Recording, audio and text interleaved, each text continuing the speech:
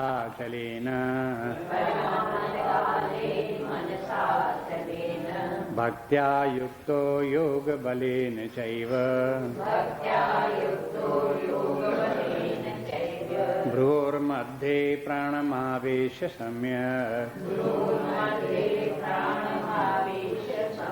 सतं परं पुरुषमुपैति दिव्यम् यदक्षरं वेदविदो वदन्ति विशन्ति यदयतयो वीतरागाः यदिच्छन्तो ब्रह्मचर्यं चरन्ति तत्ते पदं संग्रहेण प्रदक्षे सर्वद्वाराणि संयम्य मनोहृदि निरुध्य च मूर्धन्याधायात्मनः प्राणम् आस्थितो योगधारणाम् सर्वद्वाराणि संयम्य मनोहृदि निरुध्य च मूर्ध्याधायात्मनः प्राणम् आस्थितो योगधारणाम्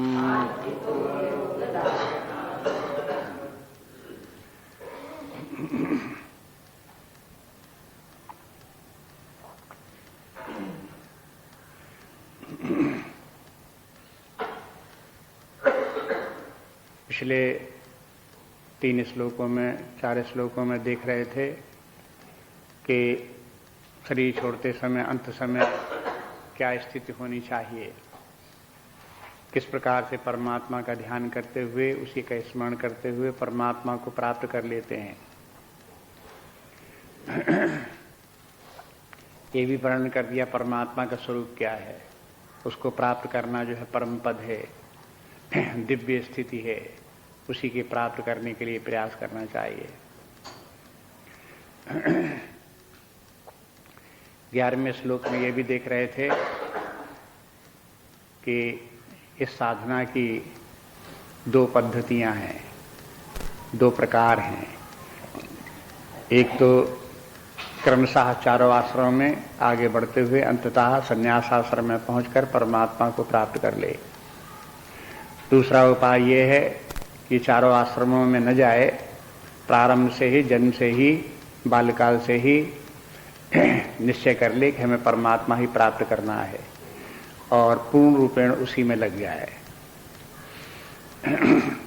दोनों मार्ग जो है वो शास्त्र सम्मत है, लेकिन ये दोनों ही मार्ग परमार्थ के मार्ग हैं, भौतिक मार्ग नहीं है। भौतिक जीवन के तरीके दूसरे हैं। जब व्यक्ति ये निश्चय करे कि हमें परमार्थ की प्राप्ति करनी है, अंततः परमात्मा की प्राप्ति करनी है, तो उसे चाहे तो वो हो बाल्यकाल से ऐसा निश्चय करे कि हमें युवावस्था में गृहस्थ जीवन, फिर वानप्रस्थ जीवन, फिर संन्यास जीवन प्राप्त करना है, इस तरीके से चले तो भी ये पारमार्थिक साधना होगी। और चाहे वो हो बाल्यकाल से ही विरक्त होकर के परमात्मा के ध्यान चिंतन में लग जाए, गुरु के पास चला जाए और ये साधना तत्पर होकर के करने लगे। दोनों प्रकार से ही उसे साधना करने से अंततः वही एक स्थिति प्राप्त होती, परम पद वही प्राप्त होता है। दोनों प्रकार के मार्गों के अपने अपने गुण दोष हैं, लाभ हानि है, अनुकूलता प्रतिकूलता है। वर्णाश्रम का मार्ग जो है ज्यादा सुरक्षित है। सुरक्षित है तहाँ बहुत दीर्घ मार्ग है, लंबा मार्ग है। दूसरी तरफ जो यह त्याग वैराग्य का मार्ग है, ये मार्ग छोटा है, जल्दी परमात्मा तक पहुंच जाते हैं। तहाँ ये उतना सुरक्षित नहीं है। सुरक्षा भी 2 प्रकार की सुरक्षा। एक प्रकार से ये भी कह सकते हैं कि संन्यास वैराग्य का मार्ग सुरक्षित है, हाँ, इसलिए क्योंकि इसमें जो है भौतिक जीवन का संसर्ग ही नहीं, इसलिए सुरक्षित है। दूसरी तरफ ये है, यदि अपने व्यक्ति के अपने अंतरतम में भौतिक वासनाएं, इंद्रिय भोगों की वासनाएं रहीं तो फिर ये संन्यास मार्ग व्यक्ति के लिए कठिन हो गया और उसके लिए विपत्ति आ गई, परेशानी का कारण बन गया। इसी प्रकार से इसका उल्टा उधर भी है। यदि कोई गृहस्थ जीवन इत्यादि पार करता हुआ परमात्मा को प्राप्त करने का प्रयास कर रहा है तो एक ओर तो वो सुरक्षित है इसका, क्योंकि वो अपने संयम के अंतर्गत रह सकता है और क्रम क्रम से धीरे धीरे परमात्मा को प्राप्त कर सकता है। दूसरी तरफ इसमें एक विपत्ति भी है, आपत्ति भी है कि इस मार्ग में चलने वाले व्यक्ति संसार में ज्यादा लिप्त हो जाते हैं, अब परमात्मा को भूल जाते हैं, कर ही नहीं पाते हैं परमात्मा की साधना इत्यादि। जो कुछ थोड़ी बहुत करते थे वो भी छूट जाती है। तो आप देखते हैं कि इस प्रकार से दोनों मार्गों में अनुकूलता भी है, प्रतिकूलता भी है। लेकिन प्रधानता जो है व्यक्ति के अपने अंतस्तम की है, चित्त शुद्ध है या अशुद्ध है, किसकी किस स्थिति है, उसी के अनुसार उसको साधना मार्ग निश्चित करना पड़ता है। अब यहाँ ये बताते हैं कि कोई भी मार्ग हो जिससे कि व्यक्ति परमात्मा को प्राप्त करने के साधन कर रहा हो, उसे परमात्मा का ध्यान करना पड़ेगा, अपने चित्त को परमात्मा में लगाना पड़ेगा। जो अंतकाल में जो स्थित होनी है उसी का उसे सारे जीवन अभ्यास करना पड़ेगा। तो अभ्यास क्या करना पड़ेगा वो यहाँ बात बताते हैं।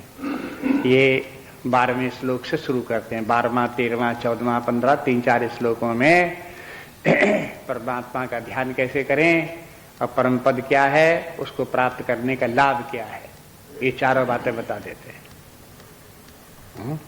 अब यहाँ पहले बताते हैं ये है कि परमात्मा को प्राप्त करने के लिए उसका अभ्यास कैसे करना चाहिए। अभी मृत्यु काल की बात नहीं है या शरीर त्यागने की बात की नहीं है। पहले ही व्यक्ति जब जीवन में अपनी साधना कर रहा है उस समय साधना कैसे करे, उसका अभ्यास किस प्रकार से करे।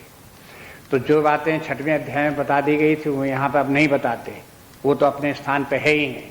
एक बार व्यक्ति ने सीख लिया कि एकांत स्थान में बैठ करके साधना करो, आसन ऐसा बिछाओ, उसके ऊपर शरीर ऐसा सीधा रखो, अब ये बातें बार बार नहीं कहनी। उसमें ये भी हो गया कि देखो अपने संयम भी रखो,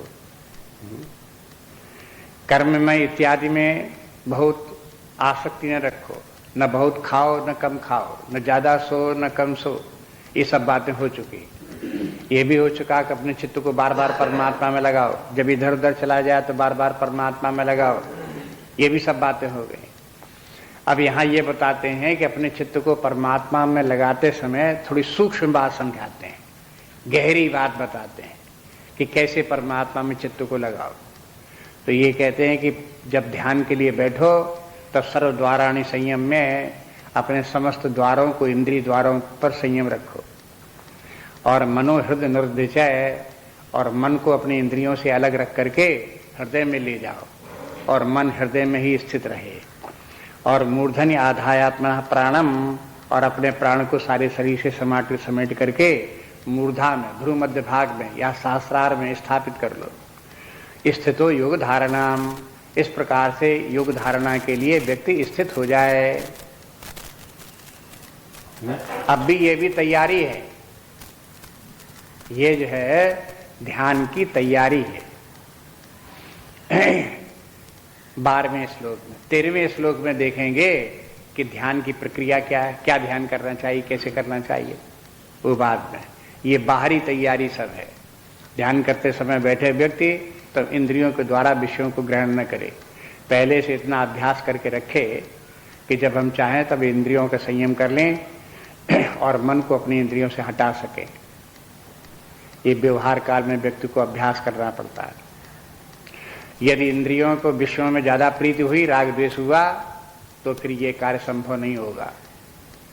इसलिए 3रे अध्याय की बात को फिर याद रखें। इंद्रिय से इंद्रियस्यार्थे राग द्वेषौ व्यवस्थितौ तयोर वशमा गच्छेत तौ यस्य परिपंथे नौ। इंद्रियां जो है विषयों की तरफ जाती हैं और उनमें राग द्वेष हुआ करता है। वो राग द्वेष परिपंथी है। परिपंथी माने रास्ते में अध्यात्म साधना करने वाले व्यक्तियों को बाधा डालने वाला है, आगे बढ़ने नहीं देता, उसके बस में नहीं होना चाहिए, वरना उनसे बच करके निकलना चाहिए। यानी राग द्वेष को छोड़ दो। जब व्यक्ति राग द्वेष छोड़ देगा तब इंद्रियों पर संयम रख सकता है। यदि राग द्वेष रहा तो इंद्रियों पर संयम नहीं रहेगा। तो पहले काम तो यह है कि इंद्रियों का संयम करना सीखें, उसका अभ्यास डालें। ये देखें कि हम जब चाहें तब इंद्रियों का निग्रह कर सकते हैं कि नहीं कर सकते हैं। अपनी परीक्षा करते रहें, इंद्रियों की परीक्षा करते रहें। जब हम देखना चाहें तभी देखें, जो देखना चाहें वही देखें, जो सुनना चाहें वही सुने, न सुनना चाहें ना सुने। इस प्रकार का अभ्यास डालें सभी इंद्रियों के विषय में। ये इंद्रियों का संयम है। इंद्रियों के संयम के माने इंद्रिय निरोध नहीं है। ऐसा नहीं कि इंद्रियों से कुछ देखो ही सुनो नहीं, ऐसा नहीं है। जब आवश्यकता हो तो देखें, नहीं आवश्यकता ना देखें। जो देखना चाहें सो देखें, नहीं देखना चाहते ना देखें। हो गया इंद्रिय संयम। इस प्रकार ये अभ्यास डालें। लेकिन जब अभ्यास डालेंगे आप देखेंगे तो इसमें कठिनाई पड़ती है। अपनी पूर्व वासनाएं जो हैं वो जबरदस्ती करके इंद्रियों को विषयों की तरफ ले जाती हैं और हम रोकना भी चाहें तो नहीं रुकती। ये साधनहीनता का लक्षण है।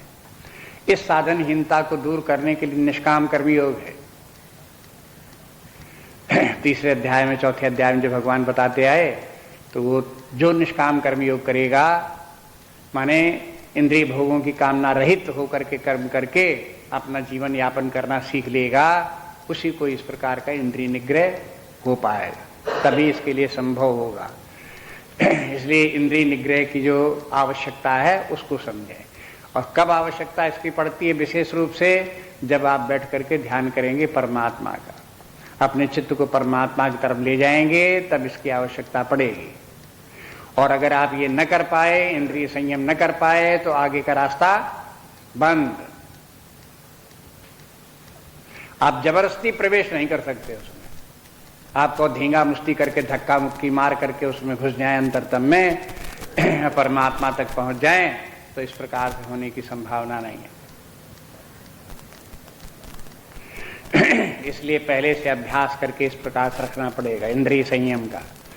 इसलिए इंद्रियों को जानना पड़ता है। श्रोत, त्वक, नेत्र, घ्राण, रसना, पांचों ज्ञान इंद्रियां, इनका संयम। और संयम के माने है वाक, हस्त, पाद, उपस्थ, गुदा, इनका भी संयम की आवश्यकता है। कर्मेंद्रिय, ज्ञानेंद्रिय, दोनों के संयम की आवश्यकता है। क्योंकि मन का संबंध इन 10 इंद्रियों से है। जब मन का संबंध जिस इंद्रिय से होता है वही इंद्रिय कार्य करती है। जब मन का संबंध जिस इंद्रिय से नहीं होता वो इंद्रिय से कार्य नहीं हो सकता। इसलिए यदि हम चाहें कि मन स्वतंत्र होकर के अपने हृदय में ही स्थापित हो जाए, तो फिर उसको मन को कर्मेंद्रियों से और ज्ञानेंद्रियों से, दोनों से अलग करना सीखना पड़ेगा। जब मन अलग होगा इन 10 इंद्रियों से, तब वो हृदय में स्थापित हो पाएगा। कर्मेंद्रियों के बारे में भी देखो इसी प्रकार से। कुछ लोगों को यह है कि हम तो बिना काम किए रह ही नहीं सकते, हमें तो काम करना ही पड़ेगा। ये व्यवस्था, कर्म की जो व्यवस्था है वो कर्मेंद्रिय की पराधीनता है। मन आप उधर से हटा नहीं पा रहे। इसी प्रकार से बोलने का है, जैसे वाक, वाणी, ये भी कर्मेंद्रिय है, बोलना। अब इतना वाणी के ऊपर संयम हो कि जब चाहें जो बोलना चाहें वो बोलें, न बोलना चाहें न बोलें। लेकिन किसी किसी के मुंह से खामखा निकलता ही रहता है कुछ न कुछ, घंटों दिन भर निकलता ही रहे कुछ जबान से। इसके माने कुछ को बंद करना चाहे तो बंद नहीं कर सकते, नहीं बंद कर सकते। इसके माने मन वाक इंद्रिय के अधीन है। कहीं कहीं अति हो जाती है, तब तो ऐसा भी देखा है हमने कि रास्ते पर अकेला व्यक्ति चला जा रहा है, बिल्कुल अकेला, और बोलता चला जा रहा है।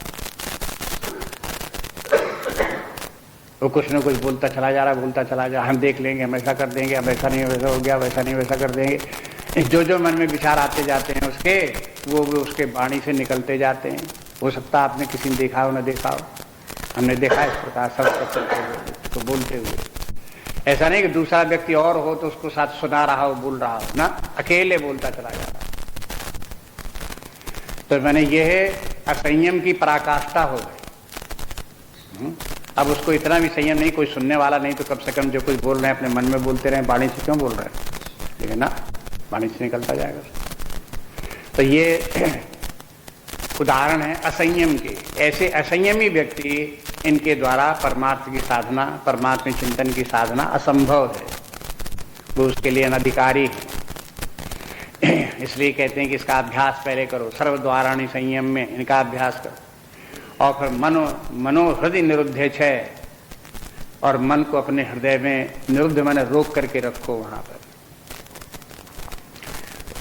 रोक करके, मन को हृदय में रोकने के माने ये है कि मन से बाह्य जगत के विषयों का स्मरण मत करो। देखो, मन में जो विषय जो आते हैं दो प्रकार से आते हैं। एक इंद्रियों के द्वार से होकर के आते हैं, वर्तमान काल के विषय, और अगर ये विषय इंद्रियों के द्वार से मन तक ना भी पहुंचे तो मन में भूतकाल के जो विषय थे, जो उनका भोग था, वो मन में स्मरण के रूप में आता रहता है।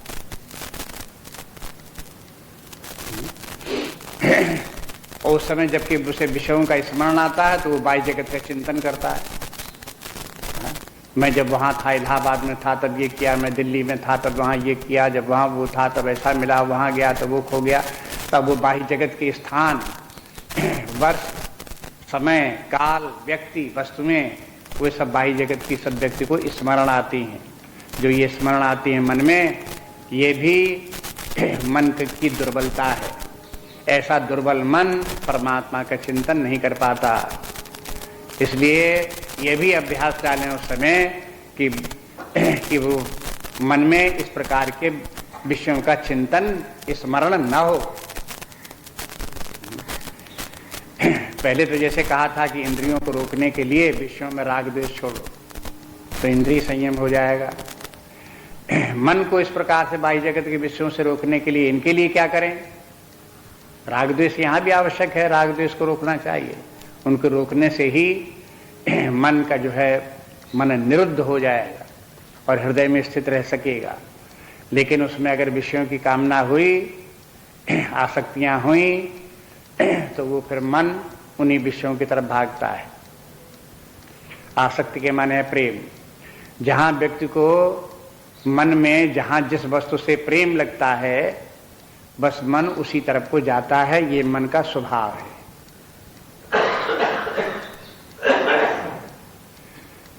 जब कहीं मन जाए आपका, तब आप बाद में परीक्षा करके देख लो कि वहां आपको कोई प्रेम है कि नहीं है, उसमें मूल्य बुद्धि कहीं कुछ है कि नहीं है, उसमें सुख बुद्धि कुछ है कि नहीं है।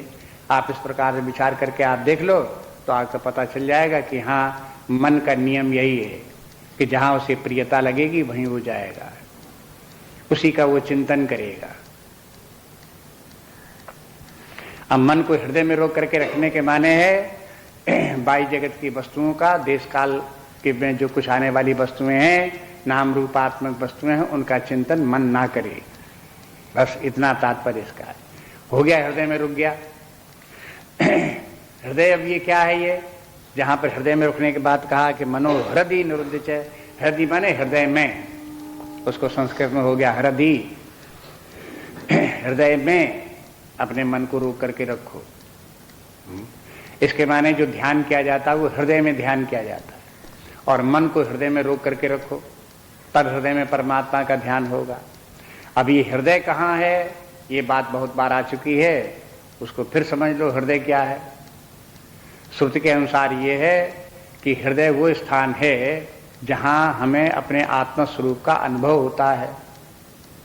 हृदय में अगर मन रुक गया तो इसके माने आप आत्मा के निकट पहुंच गए, लगभग पहुंच गए, अब आत्मा से दूर नहीं है। श्रुति कहती है हृदययम हृदयः, जहां पर कि हृदय के माने आत्मा, जहां पर आत्म तत्व है वही उसी स्थान का नाम आत्मा है। जिस अवस्था पर पहुंचकर, जिस चेतना की उच्च भूमिका में पहुंचकर अपने आत्म स्वरूप की अनुभूति हो, समझ लो कुछ समय आप अपने हृदय में हो। कहने का तात्पर्य यह है कि आप शरीर में हृदय को मत खोजो। लोगों की जब तक कि शरीर में देहाशक्ति होती है, तादात्म्य शरीर में होता है, शरीर में अहम भाव होता है, तब तक वे हृदय को शरीर में ही ढूंढा करते हैं।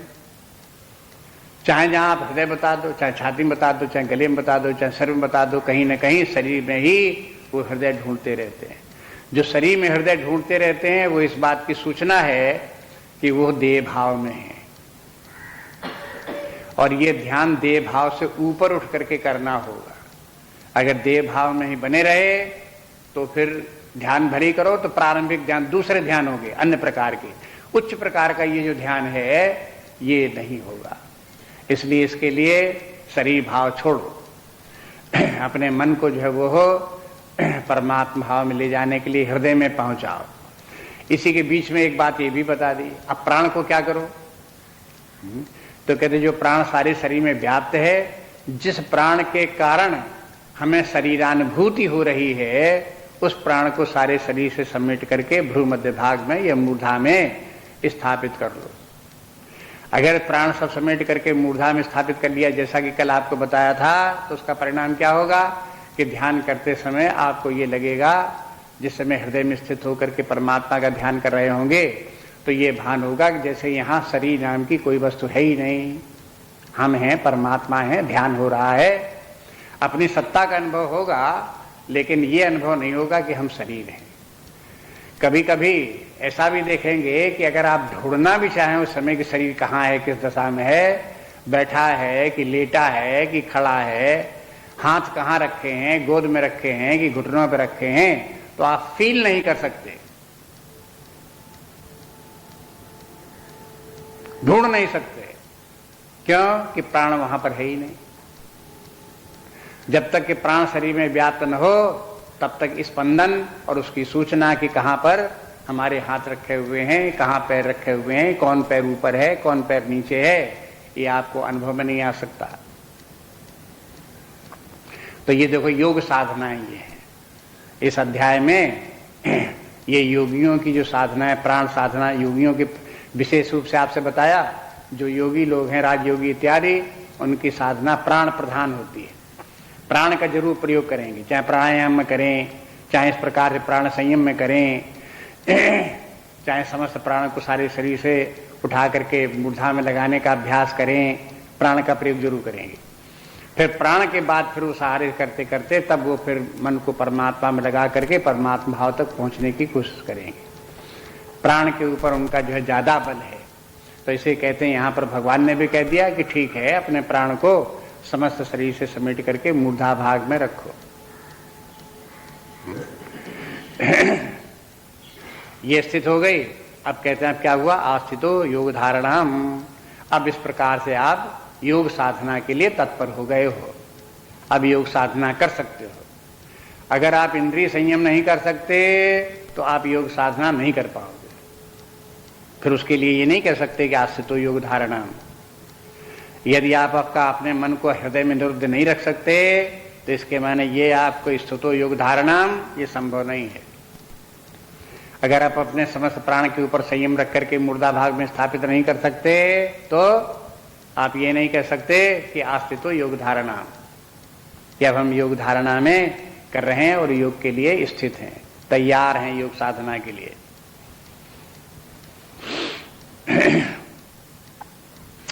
आप ये भी देखोगे कि इस श्लोक में जितना भी संयम है या साधना है वो सूक्ष्म शरीर की है। सर्वद्वाराणी संयम में सर्वद्वाराणी ये हो गए कर्मेंद्रिया ज्ञानेन्द्रिया। संयम में मनो हृदय निरुद्ध चय, मन के मैंने अंताकरण हो गया, उसको हृदय में स्थापित कर दिया। ये रह गया था प्राण, इसको कर दिया मूर्धा में स्थापित कर दिया, समस्त शरीर से समेट करके किनारे कर लिया। माने ये समस्त सूक्ष्म शरीर के जितने भी पक्ष हैं, उन सबके जितने भी सूक्ष्म शरीर के जितने भी अंग हैं, उन सबके संयम की आवश्यकता है। इन सबका जब संयम होगा तब व्यक्ति जो है वो अपने हृदय में पहुंच करके आत्मा का, परमात्मा का चिंतन कर सकेगा, तब अपने चित्त को परमात्मा में लगा सकेगा। अगर सूक्ष्म शरीर का कोई एक अंग भी विद्रोह कर गया तो बाधा पड़ जाएगी, प्राण विद्रोह कर गया तो भी बाधा पड़ जाएगी, कर्मेंद्रियों ज्ञानेंद्रियों में से कोई इंद्रिय विद्रोह कर गई तो भी बाधा पड़ जाएगी। मन भी चंचल हो गया, विचलित हो गया, तो भी बाधा पड़ जाएगी। इसलिए बड़े बैलेंसिंग की आवश्यकता है, ये अपने ही व्यक्तित्व के बैलेंस की आवश्यकता है। और इन सब इस प्रकार का बैलेंस करने का तात्पर्य है इंटीग्रेशन ऑफ पर्सनैलिटी।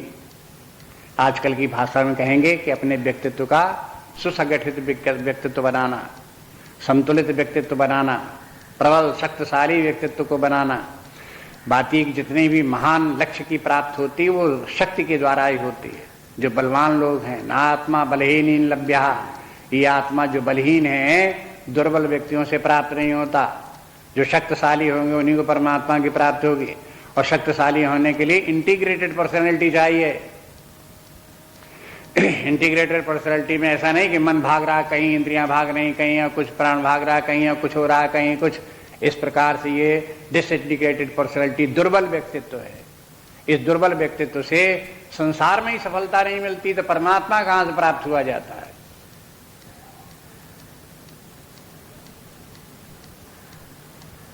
इसलिए ये जो इस श्लोक में जो तैयारी है वो व्यक्ति की बहुत महत्वपूर्ण है। इंटरनल डेवलपमेंट ऑफ पर्सनैलिटी है ये कोई अपने व्यक्तित्व का विनाश नहीं है, ये अपने व्यक्तित्व को सशक्त बनाने का साधन है।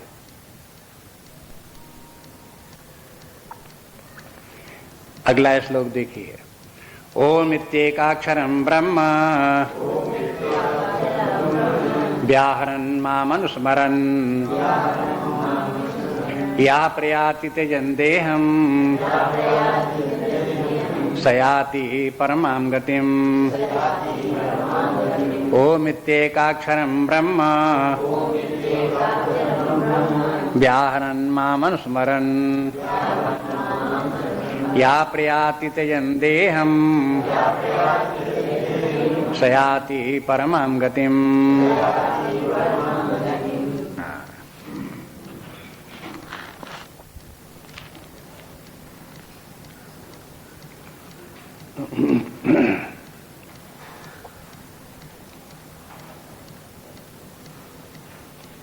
ओम इत एकाक्षरम ब्रह्म व्याहरण। इसमें देखिए प्रोज ऑर्डर करना पड़ेगा, अन्वय करना पड़ेगा थोड़ा सा। ओम इत्येकाक्षरम व्याहरण और ब्रह्म अनुस्मरण।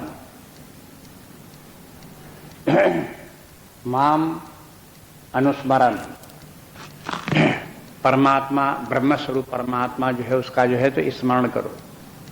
और ओम इत्येकाक्षर मंत्र का व्याहरण माने व्यवहार करो, प्रयोग में लाओ। बस ये मुख्य टेक्निक जो है वो हो, अंत में ये है बात। उसके बाद फिर क्या होगा वो तो आगे फिर फल बताने लगे। या प्रयाति तजन दे, हम जिस प्रकार शरीर छोड़ करके आगे निकल गया वो सयाद परिमाम गतिम, वो परम गति प्राप्त हो जाता है। लेकिन ध्यान किस बात का, किस प्रकार से प्रक्रिया क्या, ये एक पंक्ति में ये आ गया।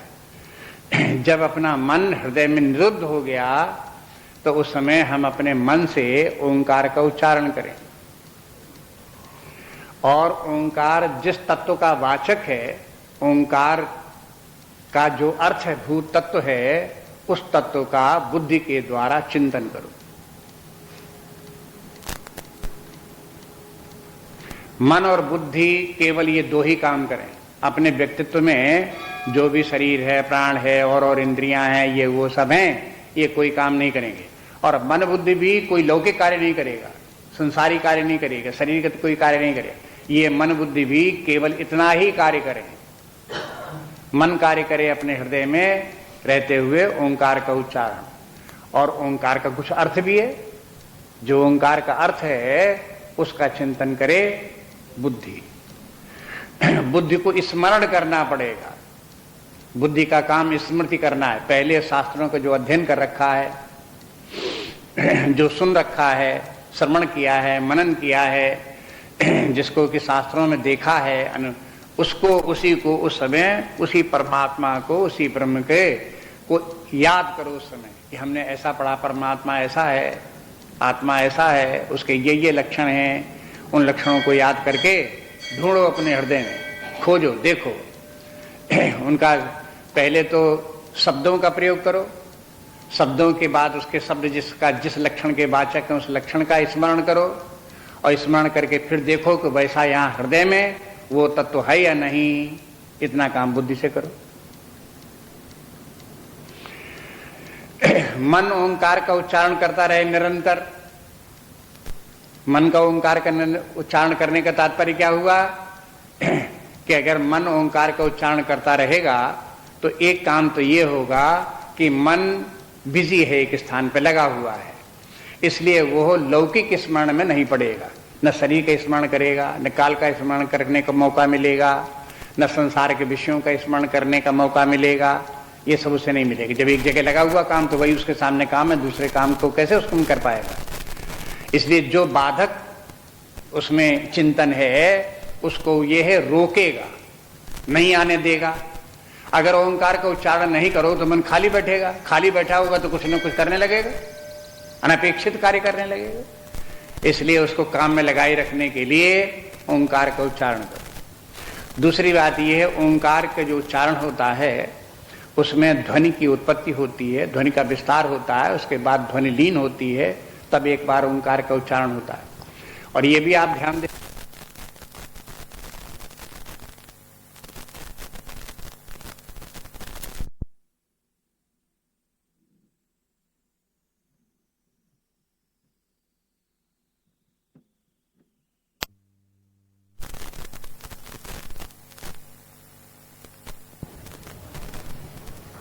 केवल मन से उच्चारण करो। और सर्वद्वाराण तो संयम में था, माने जितनी इंद्रियां हैं वो तो पहले रुकी हुई हैं, वाणी भी उस समय रुकी हुई है, इसलिए वाणी का द्वार भी बंद है, इसलिए मुंह से भी नहीं बोल सकते। इस अवस्था में केवल जो है मन से बोलेंगे, मन में ही ओंकार का उच्चारण करेंगे। जिन्होंने ऐसा कभी नहीं किया है उनको तो पहली बार ये भी दिक्कत होती है, वो कहते हैं मन में कैसे हम ओंकार का उच्चारण करें। वो ये जानते हैं कि जो कुछ बोला जाता है केवल वाणी से बोला जाता है, उन्हें ये पता नहीं कि पहले मन बोलता है तब उसी को वाणी रिपीट करती है। इतना विवेक नहीं है, इसलिए वो कहते हैं मन में कैसे बोला जाएगा, मन में कैसे बोला जाएगा। तब उनको भी उसको प्रयोग करके बताना पड़ता है कि देखो मन में कैसे बोला जाता है। अब तुम सब स्वयं तो मन में अपने बोलते रहते हो, जैसे लौकिक व्यवहार में मन में बोलते रहते हो, ऐसे यहां पर भी इस समय भी ध्यान के समय भी मन में ही बोलो। अगर कहीं आप कोई सौदा खरीदने जाओ दुकान पे और वहां आपने कोई चीज 10 रुपए खरीदी, कोई रुपए 15 खरीदी, कोई 5 रुपए खरीदी, तो आप उसको सबका टोटल लगाकर उसको पैसे दोगे कि नहीं दोगे। जब उसका टोटल लगाने लगोगे, योग करने लगोगे, तो 10, 15, 25 हुए, फिर 5 जोड़े तो 30 हुए। तो क्या जब तक मुंह से आप बोलो नहीं तब तक ये काम नहीं कर सकते आप बोल करके करना पड़ेगा। 5 और 15, 25 हुए और 5 जोड़े तो 30 हुए, इसलिए 30 ले। आप नहीं इस प्रकार से बोलो, आप मन में जोड़ लोगे। जब तक सामान लेते जाओगे तो आपने जान लिया कि देखो 5-10 रुपए की चीज ले ली, 15 रुपए की चीज ले ली, 5 रुपए हो गए, 30 रुपए हो गए। 30 रुपए से ज्यादा अपने पास है नहीं, इसलिए बस अब इतने ही लेंगे और कुछ नहीं लेंगे। क्यों बोल दिया कि आगे कुछ नहीं लेंगे? क्योंकि जान गए 30 रुपए हमारे पास थे, अपने मन में जोड़ भी लिए। अपने मन में ये सब जोड़ने का कार्य कैसे किया आपने? जैसे आपने किया हो, अब उसको बताने की जरूरत नहीं, दिखाने की जरूरत नहीं, आप अपने मन में देख लो और ऐसे ही ओंकार का उच्चारण कर लो। बस क्या परेशानी है ओंकार का उच्चारण करने? मन में बोलते रहो बल इस प्रकार। तो ओंकार का उच्चारण जब आप करो तो उसके बाद में अपनी बुद्धि को भी सतर्क रखो। यही दोनों फैक्टर काम करने चाहिए, मन और बुद्धि। दोनों ही प्रकार की वृत्तियां इस समय उपलब्ध होनी चाहिए। ध्यान के माने, एकाग्रता के माने ये नहीं कि आपको सोचो ही नहीं, आपको विचार ही ना करो, मन में कुछ आए ही नहीं, ऐसे नहीं है। आप ध्यान के समय अपने मन को और बुद्धि को हृदय में रखो और उस समय यदि आप अपने मन से ओंकार का उच्चारण कर रहे हो तो एकाग्रता हो गई। अब उसके एकाग्रता का और दूसरी कोई एकाग्रता मत खोजो। अब ओंकार का उच्चारण बार बार करते रहो। एक बार उच्चारण करो, फिर दोबारा करो, फिर तिबारा करो, फिर चौबारा करो, तो ये क्या हो गया? बार बार करने से इस प्रकार से वृत्ति एक बार उत्पन्न होगी, लीन होगी, उत्पन्न होगी, लीन होगी, उत्पन्न लीन होगी, ये चलेगा। ये मन में इस प्रकार से उच्चारण करने के लिए और करके करना आपको आसान हो जाए, इसके लिए अपने शास्त्रों में और साधना पद्धति में जप का विधान है। आप ध्यान न करो, ध्यान के पहले आप जप करने का अभ्यास करो, बैठो और जप करो। पहले जप करो तो आपको ये लगे कि बिना बोले जप नहीं हो सकता, तो ठीक है, बोलकर जप करो।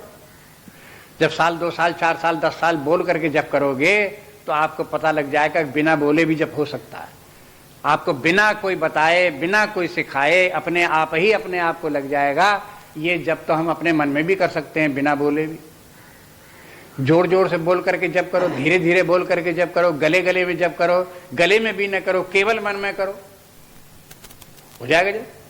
और जब आपको मन में जप करने की आदत पड़ जाए और वाणी से बोलने के अभ्यास न रह जाए, जरूरत भी न पड़े और मुंह से शब्द निकले भी नहीं, समझो कि अब आपको अभ्यास हो गया ध्यान के लिए। उस समय आप ध्यान में बैठ करके अपने हृदय में ही अपने मन को रखते हुए ओंकार का उच्चारण करो। जैसे जप करते थे तैसे ध्यान के समय करो।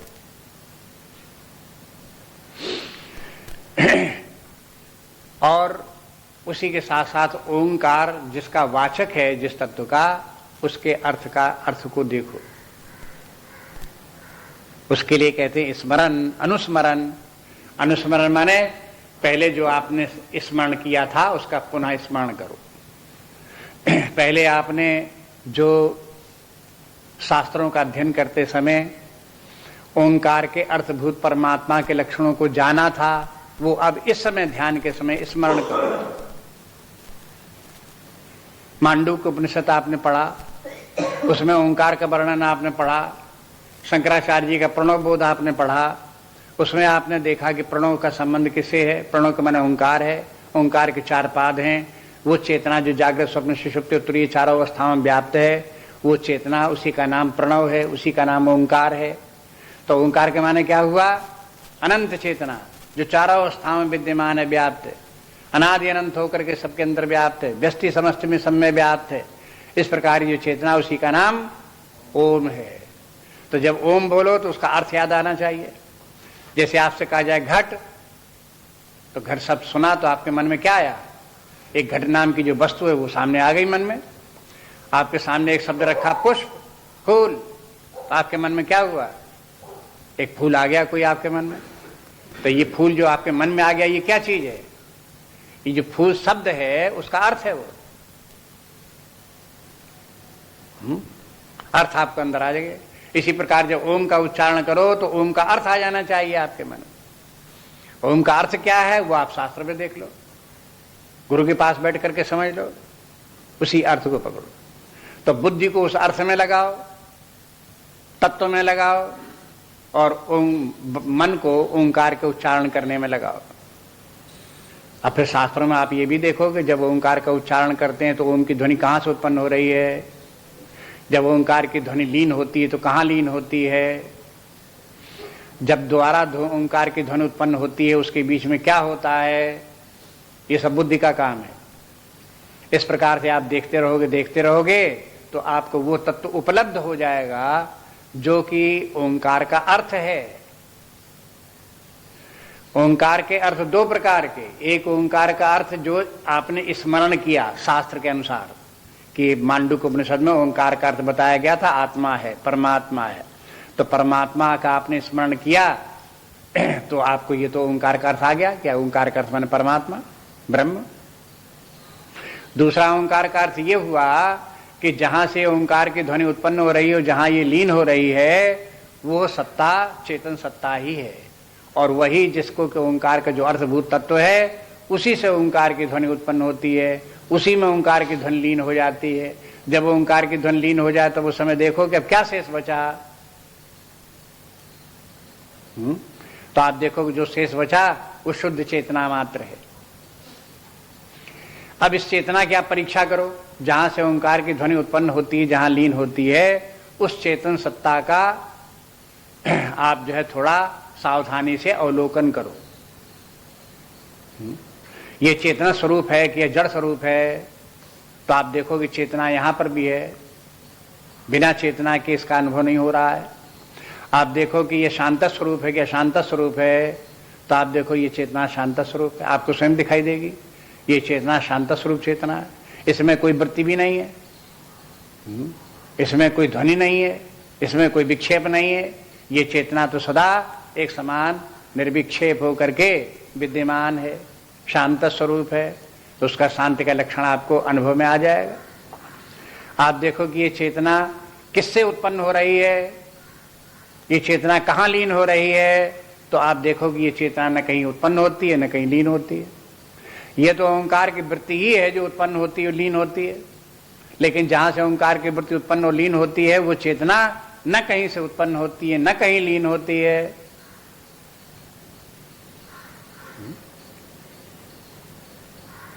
इसके माने अव्यय तत्व तक पहुंच गए। आज अव्यय जो वस्तु है वहां तक हम पहुंच गए। उसको देखोगे चेतन है कि नहीं, कि है चेतन, अनंत है कि नहीं है, आप देखोगे अनंत भी है। ये निर्विकार है कि नहीं है, आप देखोगे निर्विकार भी है। ये देखो कि यह शांत स्वरूप है या कि नहीं है, तो देखो शांत स्वरूप है। ये देखो ये अमृत स्वरूप है या नहीं है, तो आप देखो अमृत स्वरूप है। ये सब लक्षण आपको वहां स्वयं अपने आप अपने अनुभव से उपलब्ध हो जाएं। लेकिन इस बीच में आपका मन संसार की वस्तुओं का चिंतन करने लगा, बुद्धि कुछ और विचार करने लगी, बहुत देर हो गई ध्यान करते करते, उठो चलो तमाम काम पड़े हैं, तो बस हो गया फिर। हाँ, फिर आपको ये सब का सब जहां तक पहुंचे थे वहां टिक नहीं सकते।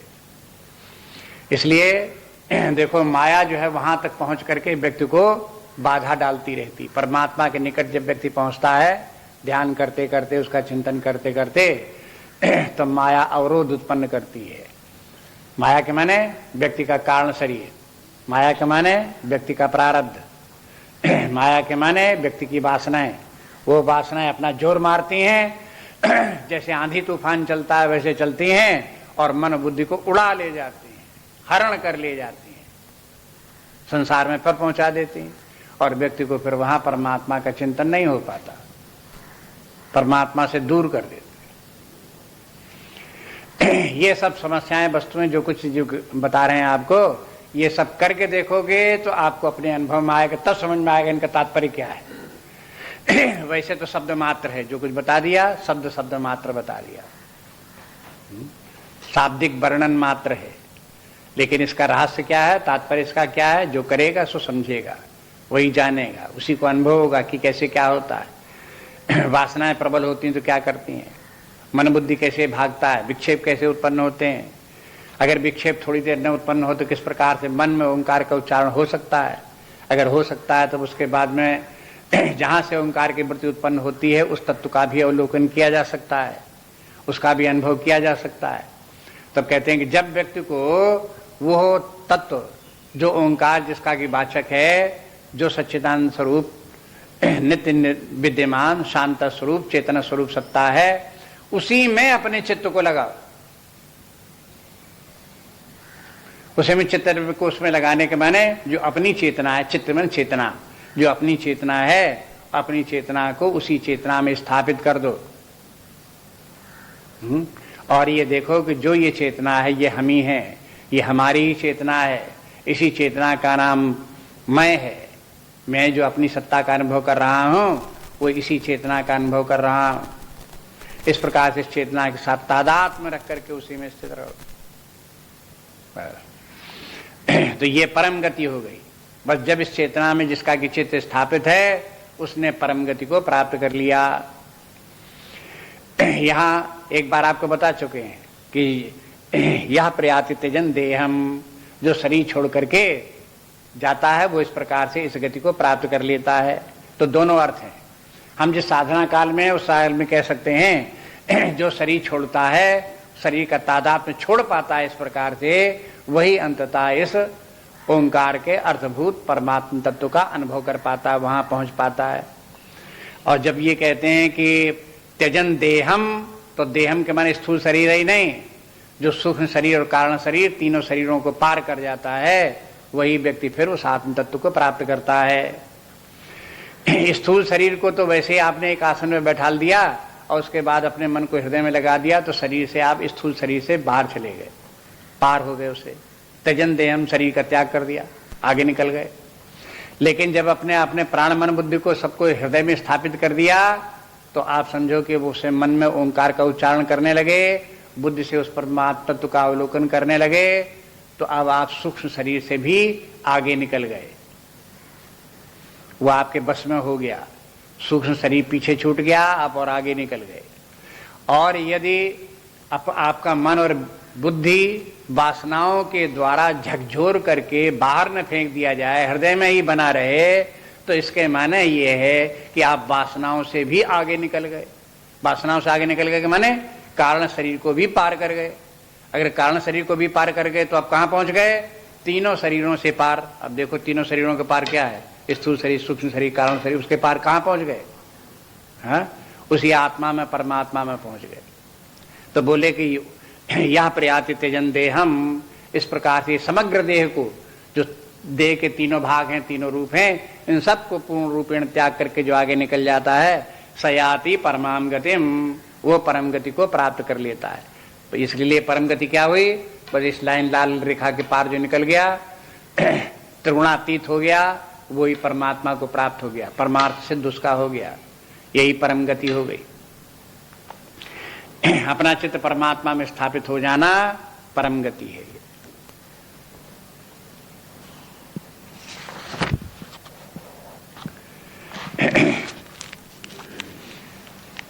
अगले श्लोक देखिए। अनन्य चेता सततम यो माम स्मरति नित्यशः तस्याहं सुलभा पार्थ नित्ययुक्तस्य योगिनः।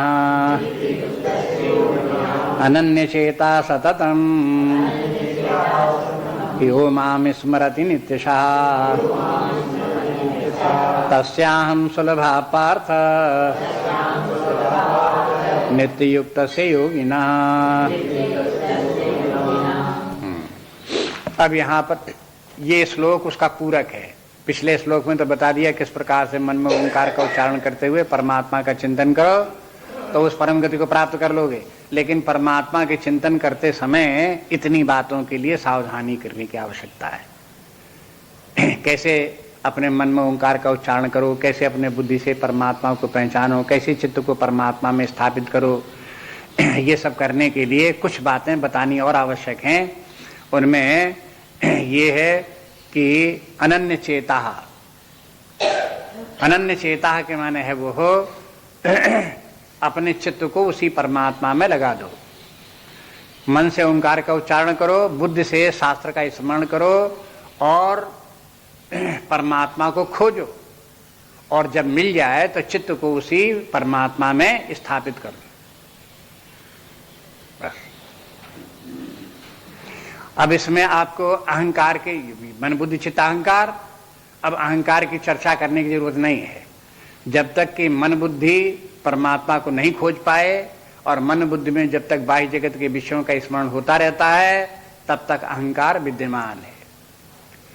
और जहां अपने मन बुद्धि को परमात्मा में लगाया और चित्त परमात्मा में स्थापित हो गया तो अहंकार कहां से कहां पहुंच गया? अब उसी परमात्मा में ही अहम बुद्धि हो गई, यह अनंत चेतना ही मैं हूं। तो जो पहले वाला अहंकार था, क्षुद्र अहंकार, जिस अहंकार में शरीर भाव था, वो अहंकार लुप्त हो गया। अहंकार तो वहां पहुंच करके लुप्त हो जाता है, चित्त उसी परमात्मा में स्थित होकर के तदाकार हो जाता है। देखो अलग अलग वृत्तियां अलग अलग प्रकार से हैं उनको देखो, इसलिए कहते हैं अनन्य चेता। अन्य चेता कि मैंने परमात्मा का चिंतन न करो, कुछ और ही चिंतन करो तो अन्य चेता हो गए। और जब किसी अन्य वस्तु का चिंतन न करो, केवल परमात्मा ही का चिंतन करो तो अनन्य चेता हो गए। केवल एक परमात्मा ही के चिंतन करने में लगे उस अपने हृदय में, चित्त परमात्मा में स्थापित हो गया। दूसरी बात ये भी, अब देखो शास्त्रकारों व्याख्याकारों ने तरह तरह से व्याख्याएं की हैं, अपने अपने अनुभव बोले हैं, अपने अपनी समझ बताई है।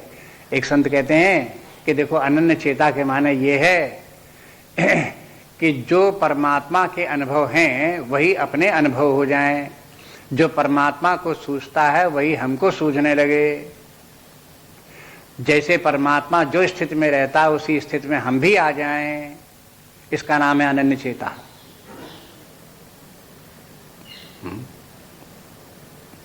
उदाहरण के लिए अगर बोलें तो परमात्मा को क्या दिखाई देता है, उसे क्या अनुभव में आता है, तो आप वेदांत ग्रंथ पढ़ो, उपनिषद इत्यादि आप देखोगे तो मालूम हो जाएगी परमात्मा की चेतना इतनी दिव्य चेतना है, इतनी प्रकृष्ट चेतना है कि उस चेतना में ये नाम रूपात्मक जगत खड्डम खड्ड टूट फूट करके नष्ट भ्रष्ट हो जाते हैं, कुछ नहीं दिखाई देते, लुप्त,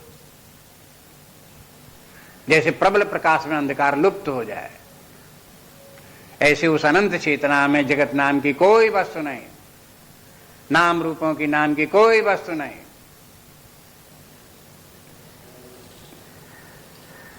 जो अनन्य चेता होगा उसको भी यही दिखाई देगा कि नाम रूपात्मक जगत जैसी कोई वस्तु नहीं, एकमात्र अनंत चेतना ही सर्वत्र विद्यमान है, स्वयं प्रकाश स्वरूप, स्वयं आनंद स्वरूप, स्वयं अपने आप में पूर्ण, स्वयं प्रकाश स्वरूप, इस प्रकार की सत्ता होकर के स्वयं विद्यमान है, अनंत होकर के विद्यमान है। ये अनन्य चेता हुआ। और ये अनन्य चेता थोड़ी देर के लिए नहीं, अब पहले तो थोड़ी देर के लिए होगा, व्यक्ति ध्यान करते समय बैठेगा 10 मिनट 15 मिनट घंटे आधे घंटे रहेगा, लेकिन अब इसका अभ्यास को एक्सटेंड करो, बढ़ाओ। तो एक तो ये करो नित्य साहा, पहले तो नित्य सवेरे बैठ करके जब ध्यान कर रहे हो जितनी देर घंटे आधे घंटे नित्य करो, और फिर इस नित्य को बनाओ सतत। सतत के माने 24 घंटे, सतत के माने दोनों तरह से अर्थ लगा लेते हैं। कहीं कहीं अर्थ ये भी है कि जितनी देर तक परमात्मा का चिंतन करो और चित्त परमात्मा में स्थित रहे तो सतत स्थित रहना चाहिए, तैल धारावत चित्त प्रवाह होना चाहिए ध्यान में। उसके स्थान पर कहीं और कुछ स्मरण ना आवे तो सतत चिंतन हो गया।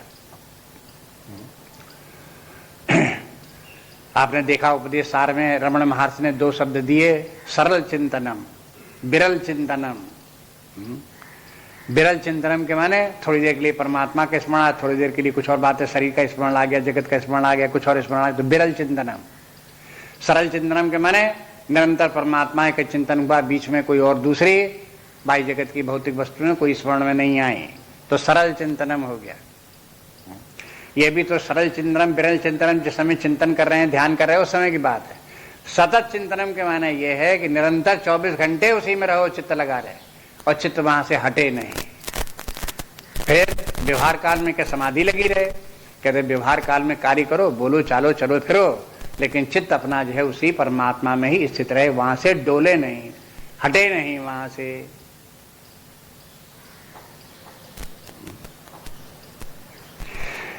तो ये तो कहते हैं सततम यो माम स्मरति नित्यसः अनन्य चेता, इस प्रकार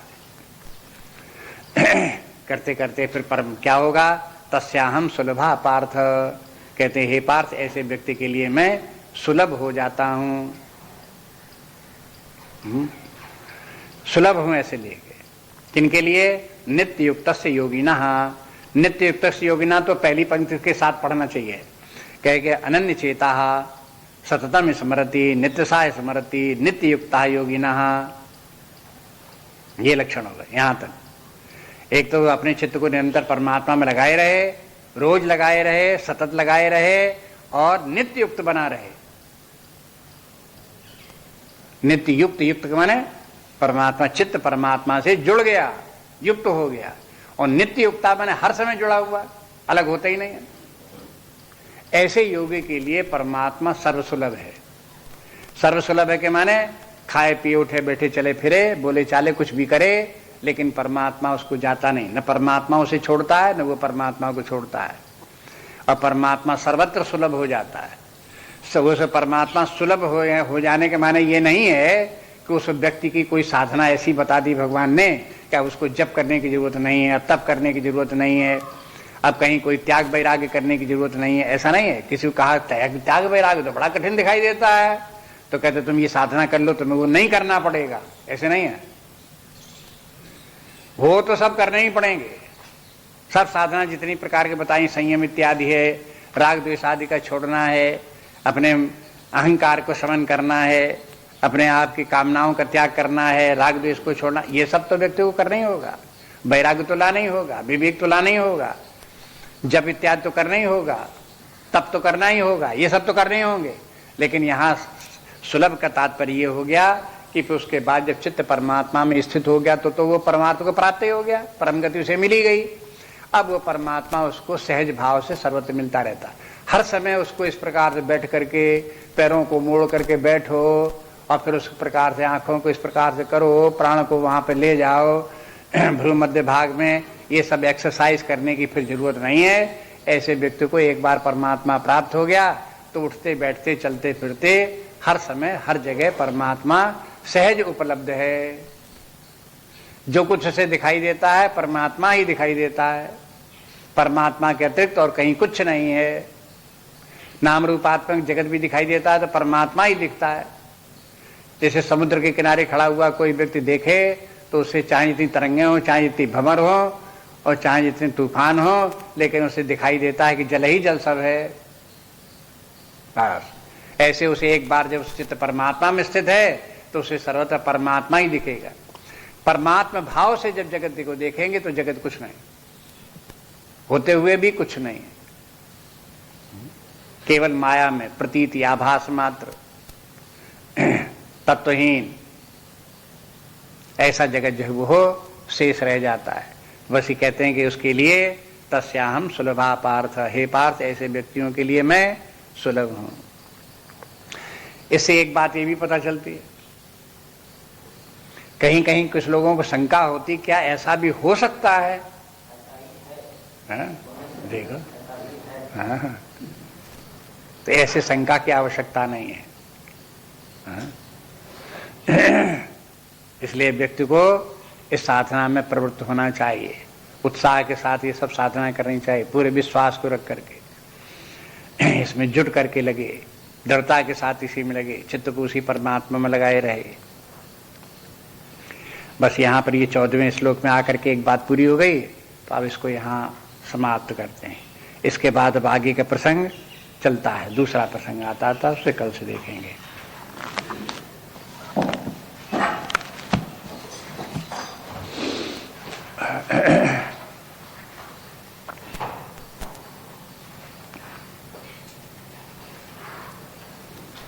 नान्या स्पृहा रघुपते हृदय सुमदीये, सत्यं वदामि च भवान् अखिलान्तरात्मा, भक्तिं प्रयच्छ रघुपुङ्गवनिर्भरां मे, कामादिदोषरहितं कुरु मानुसञ्च। श्री राम जय जय राम, श्री राम जय जय राम, श्री राम जय जय राम, श्री राम जय जय राम, श्री राम जय जय राम, श्री राम जय जय राम, श्री राम जय जय राम, श्री राम जय जय राम, श्री राम जय जय राम, श्री राम जय जय राम, श्री राम जय जय राम, श्री राम जय जय राम, श्री राम जय जय राम, श्री राम जय जय राम, श्री राम जय जय राम,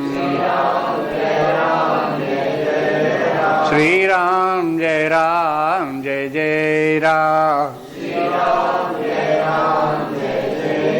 श्री राम जय राम जय जय राम। श्री राम जय राम जय जय राम। श्री राम जय राम जय जय राम। श्री राम जय राम जय जय राम। जय जय राम जय जय राम। जय जय राम जय जय राम। जय जय राम जय जय राम। जय जय राम जय जय राम।